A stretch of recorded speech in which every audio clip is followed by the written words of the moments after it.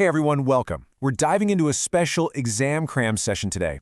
We're going to tackle one of the absolute biggest chapters for your exams, data communication and networking. My goal? To get you totally ready to ace it.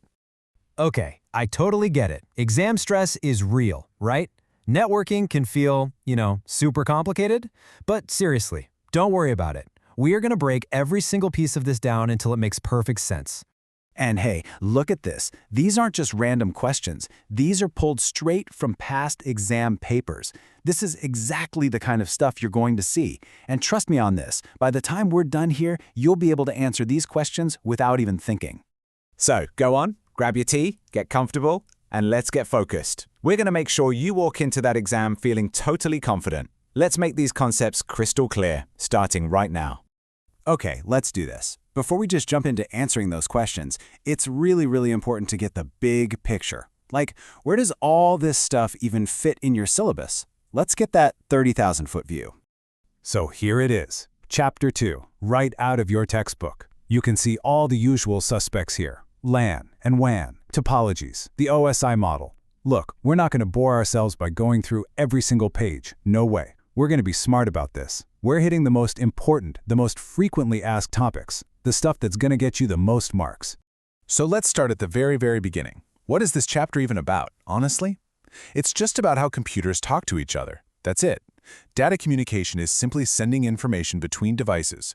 Think of it like two computers just having a chat.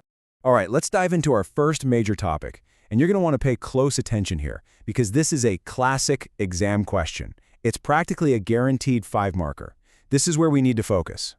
So, LAN versus WAN. What's the deal? Well, a LAN, or a local area network, it's local. It's small. The best example is your college Wi-Fi. It's fast, it's just for the campus. A WAN, or wide area network, on the other hand, is absolutely massive. The biggest WAN of all? The internet. It connects cities, countries, the entire globe.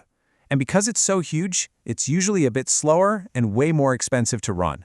So just remember, LAN is local, WAN is wide. Easy. Okay, so now that we know about the different sizes of networks, how are they actually built? What's their structure? This leads us straight into answering question number 9 from that exam paper we saw. It's all about something called topology. Topology sounds like a complicated word, but it's not. It's just a fancy term for the layout of the network. That's it. It's the map. How are all the computers and cables physically arranged? Are they in a circle? A line? Do they all connect to one central spot? That physical design? That's the topology. And here we go. This is the perfect answer for that exam question. Let's compare star versus ring. In a star topology, picture everything connecting to a central point, a hub. The good thing?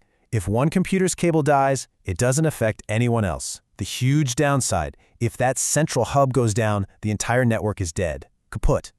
Now with a ring topology, as the name suggests, every computer's connected in a circle. Data just flows around in one direction. It's pretty efficient, but here's its big weakness. If just one cable breaks, anywhere in that circle, the whole thing is broken. Communication just stops. So we have a layout, but how does the data actually travel? It needs a road, right? Well, that road is called the transmission medium. It's the physical path the signal takes. Now, these roads can be guided, think physical cables, like copper wires, or the incredibly fast optical fiber that uses light. Or they can be unguided, like Wi-Fi or Bluetooth signals just flying through the air. Now, for your exam, burn this into your brain. Optical fiber. They love asking about it. It's a key example of a high-speed guided medium.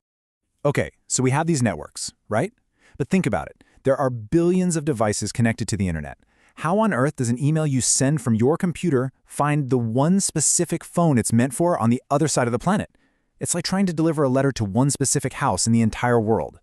To do that, you'd need two things: a perfect addressing system and a really clear set of rules for delivery. And guess what? The internet has both. Let's dive into that. Okay, the OSI model. I know, it looks intimidating with all those layers, but I want you to just think of it as a 7-step process for mailing a package. That's all it is. So at the very top, layer 7, application, that's you writing your message in an app. Then layer 6, presentation, is like a translator, making sure your message is in a language the other computer can understand.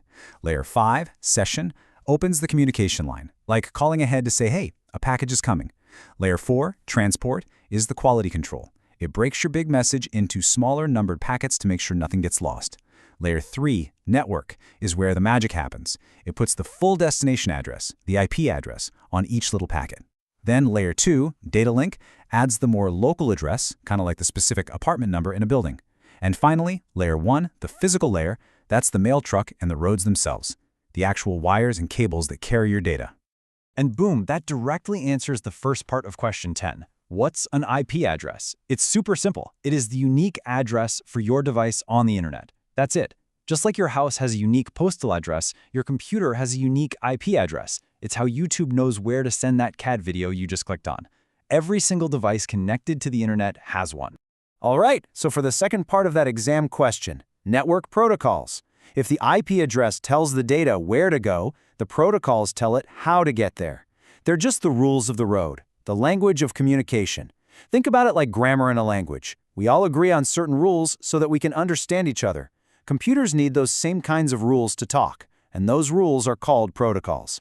And the big one, the one you absolutely have to know, is TCP/IP. It's basically the set of rules that makes the entire internet work.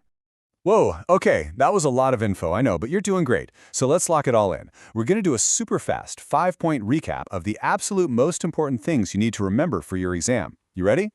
Okay, number 1, LAN versus WAN. LAN is local, small, think college campus. WAN is wide, massive, think the entire internet.